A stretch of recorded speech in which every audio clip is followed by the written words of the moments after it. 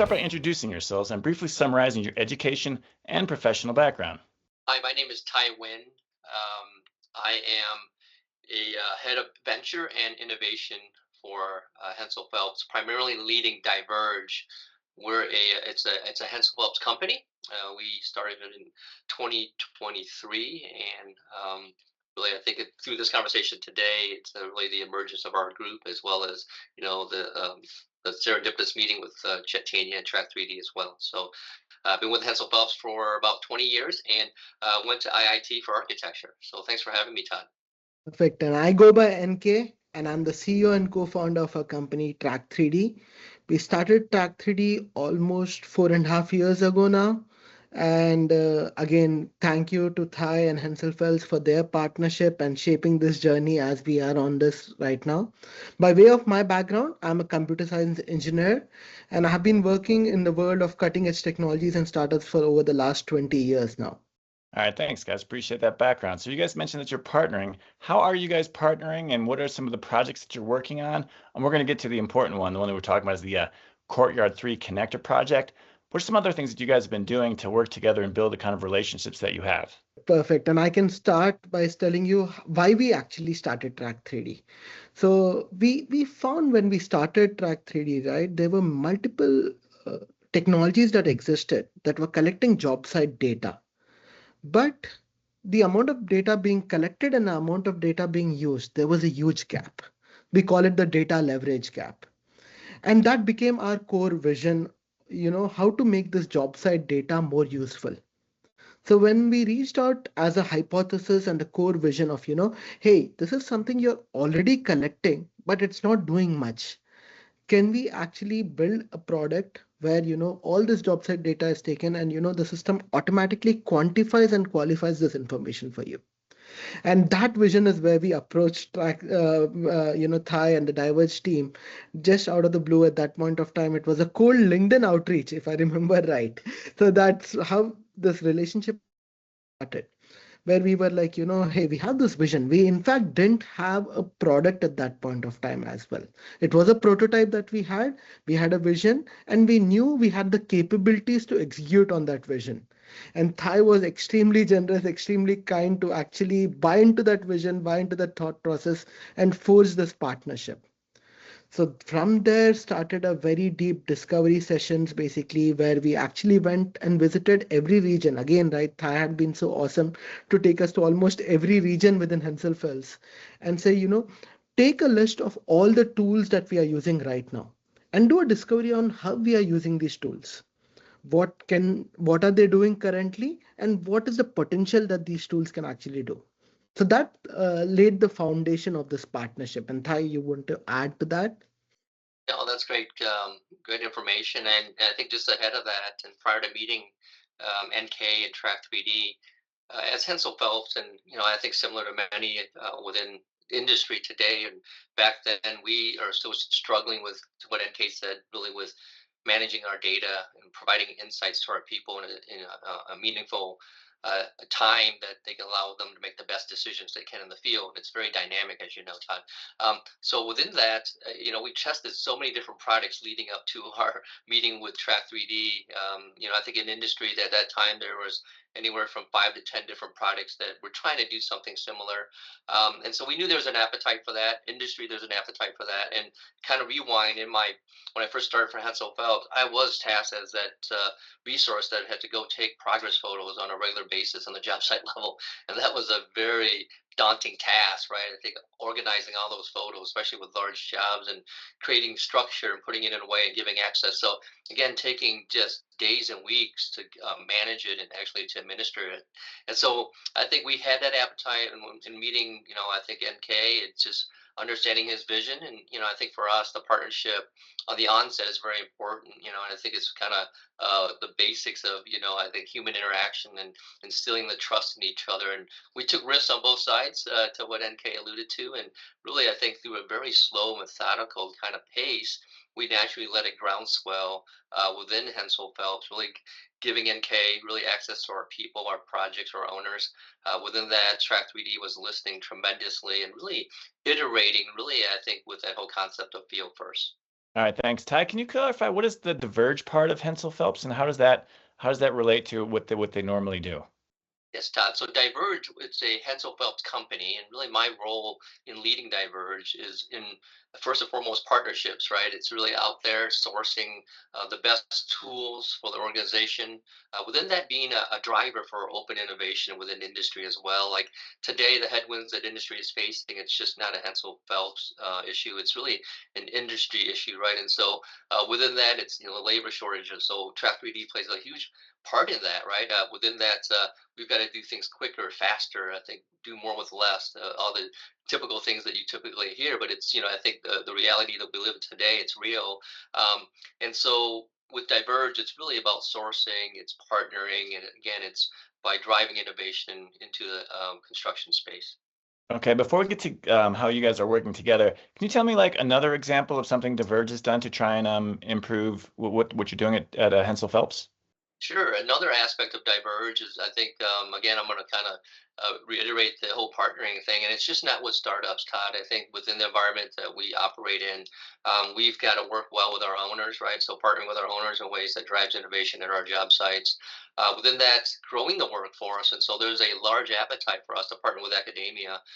We have a lot of ongoing partnerships with universities all over the country. Again, trying to provide the best tools to the individuals coming out of school soon enough and exposing them to these tools. And then really within industry, really I have really for the first time in my career, I've probably in a weekly basis talk to my competitors more than I've ever have, and that's the realization that it's really, I think when I reference open innovation, it's about really partnering and, there's nothing so unique to any organization that it's not worth sharing. And especially if you're going to start to challenge the headwinds, which I, earlier referenced, labor shortage, that's just not a Hensel Phelps issue. It's really an industry issue. And we need to really partner to I think I understand the Diverge's role a little bit more. yeah. So let's get back to Track3D and NK. So is this the project I want to talk about, this Courtyard 3 connector, a good example of how you guys are working together? Yes, so that is a very strong example of how a field first mentality actually works, right? So I'll give you a little bit more context before actually going to this specific project. Because I was talking about discovery and going to the field, and one thing that commonly emerged as a theme across all regions of Hensel Phelps was, hey, if any technology has to ever succeed, be it within Hensel Phelps or be it to the broader construction ecosystem, the technology has to be field first. It has to be useful to the superintendents, the project managers, the foremen, the people on the job site actually. And only if it is value to them, you will see adoption and scale. And that's why right now we are on more than 150 jobs with Hensel Phelps, and it started with one project actually. Think about it, 3 years back. So it was gaining that trust, understanding the field workflows more and more, and slowly starting getting embedded into them, making the lives easier. Now, this project particularly is very, very interesting because, again, the field first really shines over here because one of the area superintendents on this project basically became a champion of actually using this technology. And there were so many use cases that started emerging because of those partnerships, right? The simplest thing was, he mentioned how they were doing every trade installation that used to happen on a particular level. He used to go in and do a walk individually. So there were more than 20 trades happening, right? So there were 20 separate walks just to eyeball and measure and just make a note of how much work has been installed. Now, the simplest thing use case that could come out of is, one 360 camera walkthrough, and you have all the trades quantified by the type, by the location, by the quantities, and you have everything objective information at a very, very precise level. So yes, this was a very unique project in that sense because it was quite complex with multiple moving parts. But the field first adoption actually we could understand what that actually means. And I think to add to that, Chaitanya or MK, there was a lot of diverse inputs as well. I think one of the things that NK did so well in this early journey was, I think aggregating all those inputs, and it was just not from Hensel Phelps, but it would be also from our trade partners, right?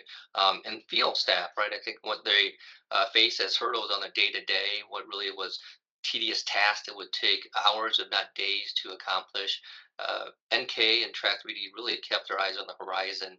Beyond developing a tool that was just good enough for today, it was really on a trajectory of really what's good future forward, right? And so I think as the groundswell happened, and we started with one job, and then next thing was two jobs, and then two jobs, two regions, four jobs, 8 regions, and so it just started to groundswell in that way, Todd, and it just made really the adoption very natural. It wasn't really us pushing down to our projects to say you have to use this. The adoption came is because they wanted to use it. It was an intuitive tool. It was providing insights and true value to, again, what NK said was kind of field first. And everything that we do honestly supports the field. I think everything that is, whether it's submittals, it's RFIs, it's design changes, it all reflects in the field. And our job is to make sure the field is moving at a pace that is able to meet deadlines and schedule and keeping costs down. And so again, it was kind of amazing to see how that transpired with, again, Track3D aggregating all the comments and notes, and then within that, iterating and responding in a way that just kept that groundswell going with our people and them really pleased with the product. Okay, that sounds excellent. Can you, to get a better background so I kind of better understand what it is that's going on here, and hopefully our audience as well, could you start with maybe either in this project, or if that's too complicated, go back to maybe the original project and just kind of walk me through, as in as much detail as possible, what using the 360 cam and Track3D looks like, and how that gets involved into the workflows that you're using on, like, as you're out there in the field doing what it is that you guys are doing together. What does that specifically look like?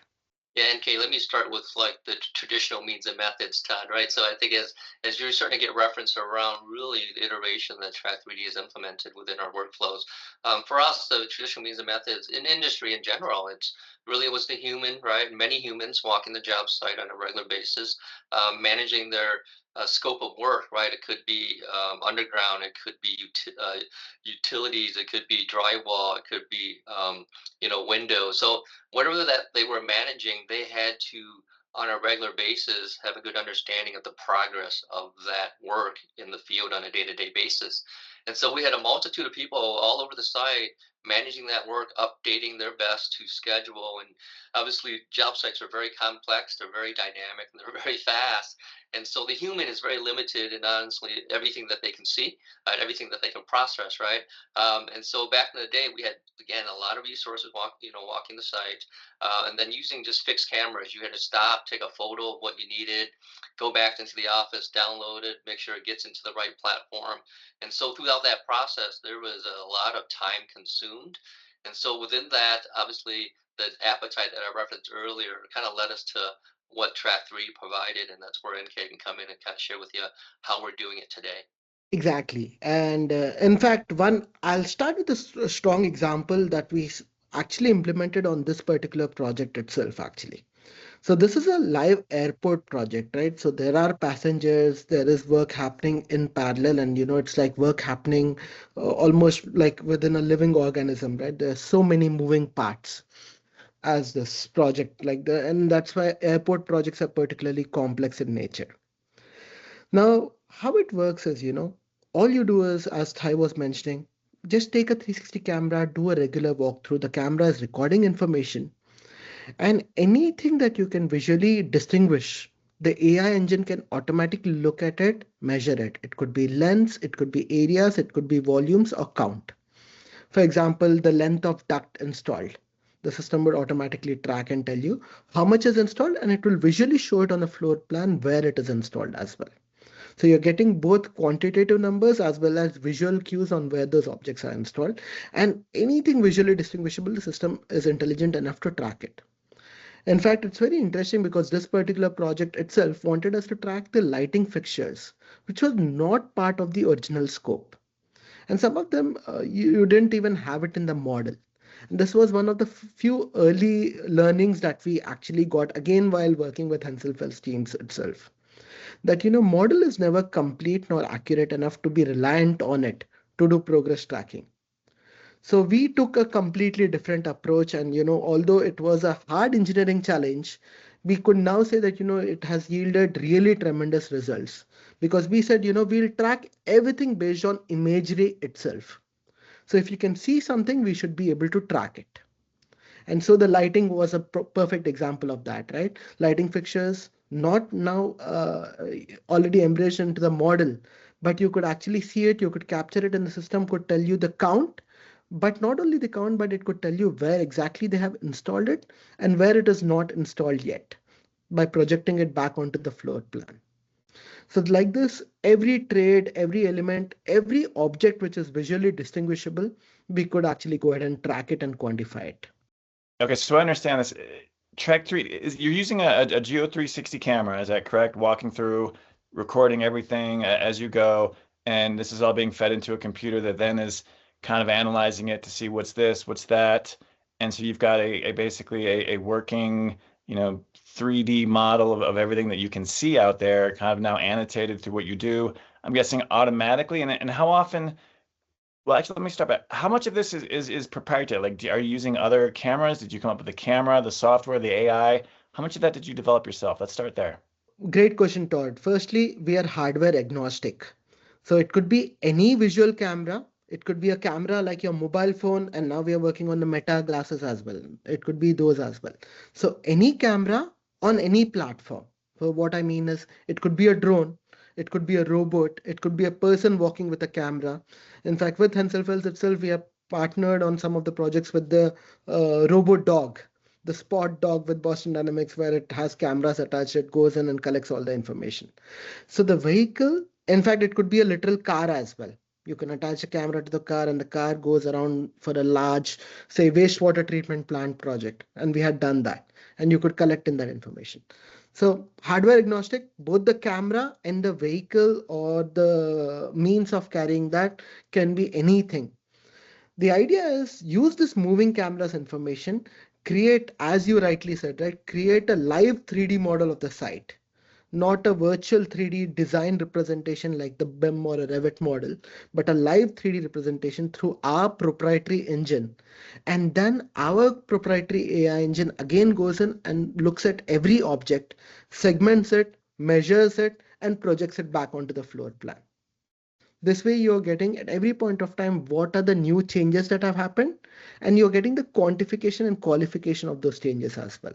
Okay, I think I understand how your system works. So maybe a little bit now about how that system is working with Hensel Phelps and other engineers that you're working on. Does that live 3D model then have to interact with them through their BIM models, or are they now working with the Track3D system?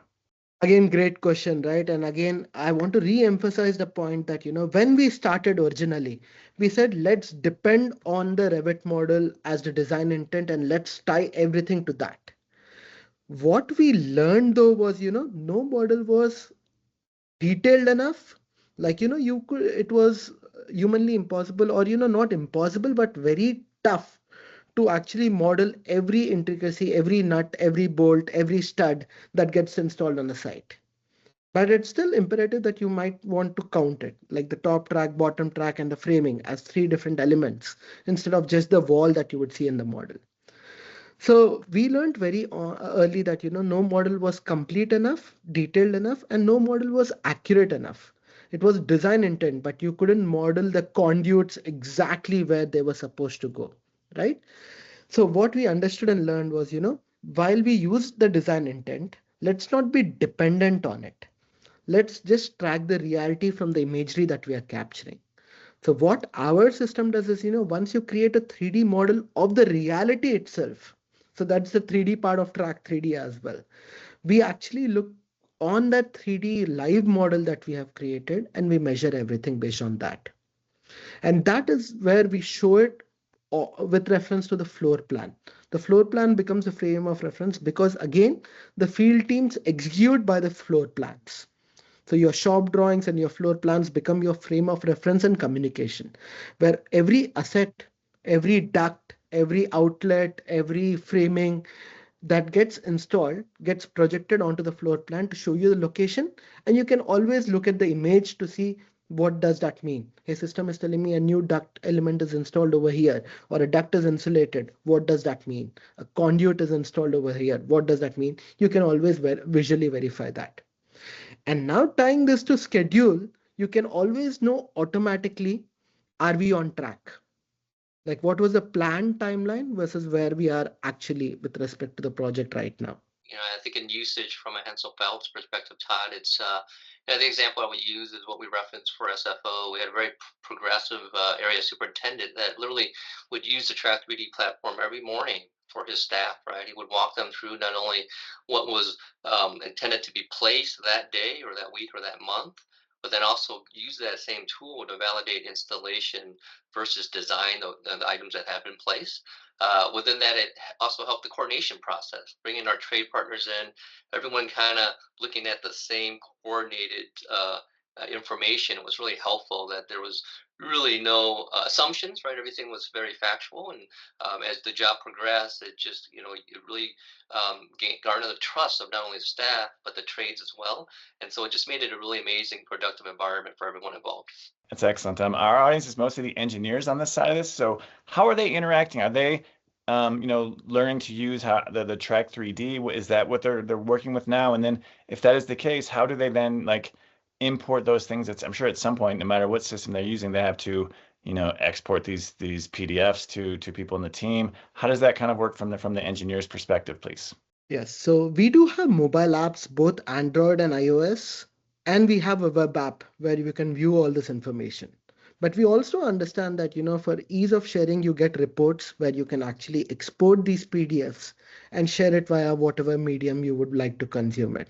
So these are simple PDF files, the same thing that you would actually highlight on a Bluebeam or any other software. We automate that process for you by ImageD. So that way, you get access to the same information. There is nothing new that you need to learn or a new workflow that you need to adopt to. Track3D seamlessly fits into that by automating some of these key tasks. Okay, so do I understand that other they're working in, your Track3D system, it's the PDF is still the common document, I suppose. Yes, you can assume it that way. Can you tell me a little bit more about what you guys learned on this project? What were some of the things that I want to get back to this San Francisco project because it sounds very interesting, but how is this collaboration, getting stronger, things that you've learned from this? And in particular, we always like to give advice to our audience and our engineers out there. What maybe that they should know about how to use, similar products or even regardless of what they're working on, that they need to be thinking about as a modern way to do things, considering all of the constraints that are in the universal, as you mentioned, the workforce and the other problems that are out there. Yeah, and I could start 10K. I think from the Hensel Phelps perspective, like lessons learned, and it's been years in culmination, and it's sort of serendipitous in terms of the timing when we met Track3D and NK and implementing all those best practices, right, Todd? And it's really understanding that you got to have patience, right? There's no ideal solution in our space, right? There's nothing that's perfect, and so really, it's the key is to make sure that you have alignment, really between what the product can do. Versus what it cannot, because I think if you can sit through an hour presentation of Track3D, everyone's going to come out of it thinking it does different things. And so we wanted to make sure that it's aligned, like our staff that's using it on every job is fully aware that it's what it's capable of. We set up these really amazing monthly calls with the Track3D team, with our project staff, that allowed both sides to provide feedback and comments and responses. I felt that was really important, NK. I think you can chime in on that as well, but it helps to keep everyone aligned, right? I think if one project was seeing something that was kind of unique, they would share it, and then other jobs may identify that it could be a best practice thing, or NK and his team would step up and say, no, that's a fix that we got to implement. And so that communication was instrumental, not only at the beginning of this partnership and journey, but it still continues today, where again our people are feeling they're being listened to, problems are getting addressed, best practices are getting spread. So that's the one thing that if I had to say, it was definitely the clear communication between both sides. Yes, and I would love to say that with a example from this particular project itself, right, at the SFO airport, the C3C project that we are talking about. One example, and Thai also was talking about this earlier, was the coordination between trades, right? And one particular example that stood out was the zone-based tracking. Now, there was one particular zone where electrical work was supposed to start, But Track3D was showing that the framing work is still incomplete over there. Now, because of the insight, you could actually go visually verify also that the framing work is incomplete and electric work is not ready to start. You could avoid all the overlapping trades and prevent that cascade of reworks that generally happen, right? So this becomes an easy way to coordinate between trades. This becomes an easy way to even verify your pay applications without actually walking and eyeballing and measuring everything, right? So some powerful use cases that came out because of proactive field usage showed us use cases that we also hadn't thought of, right? So we say that the field is really the key important factor in making this work. And if they start giving us use cases like Thai was saying, right, there's so many use cases that things evolve on every job site, every unique element that comes across us, right? There are new cases that we're always learning and always adapting into our workflows. So that is like a continuous innovation and learning methodology that we adopt internally. Okay, would you say that's one of the key lessons that you guys have kind of learned from working together, and then you can take that forward into the other work that you're doing? 100%, Todd. What's like the most effective time frame to keep, rescanning so that you're current and that you're on the right path of where you are without being, too redundant and getting, more information that you need? Is there a time that it's kind of worked itself out as when that's best? I think for us, it's really schedule driven, right, Todd? I think our cadence of when we capture is really based up on the schedule and really schedule acceleration. To your point, Todd, you can go up there every day, but if the schedule is not really happening, there's not a lot of activities happening, you're not going to garner much, right? And so those are some of the best practices that we learned as well as we were rolling the product out, working with the different project teams, working with Track3D, learning that, hey, what is that sweet spot for how often you capture? And it really just always came back to making sure that there was alignment with the project staff, specifically in the field, and really based off of schedule, whether it was a overall schedule or really a short interval schedule. If you're doing lean planning on a certain job, you drive off the SIPs or really the tact schedules. Do you see how the schedule is going and then make your additions there, or is it best, do you think, to try and put these scans into the schedule in advance so that you can work out who needs to be where and your staffing situations? What do you think is the better way to go there? Think the latter for a complex job, right, Ty? Like something sophisticated and as complex as a project like SFO, there has to be some pre-planning involved, right? And you're absolutely right. I think if that's the one thing that the audience is going to hear from how you roll out a product like this is you got to have some pre-planning. You got to have alignment and clear communication up front. And just to add to that, right? So while you plan for it, we also recommend doing partial captures actually. You do need not make it like a full-time job on walking the entire project, irrespective of where work has happened or not happened. You can do partial captures and now do partial captures with your mobile phone as well. Like, only this section of the drywall is where work has happened. Why not capture that? And this gets added into the overall list of captures that you have done. So you democratize the capture process, you have more real-time data, and you have more data sources acting together. So it will always be helpful. Right. And I think just to emphasize that note from NK, within their interface, Todd, you're able to quickly see when data was actually captured on the exact time and date. Within that, it's a quick correlation to schedule, right? If you see one that the last capture was, in March of this year, and you see in the schedule that there was a ton of activity the last week, there has been no capture. It kind of emphasizes that, right? And so we're always iterating, trying to develop the best practice and the nuances of really how to use this tool. But so far, it's worked out really well.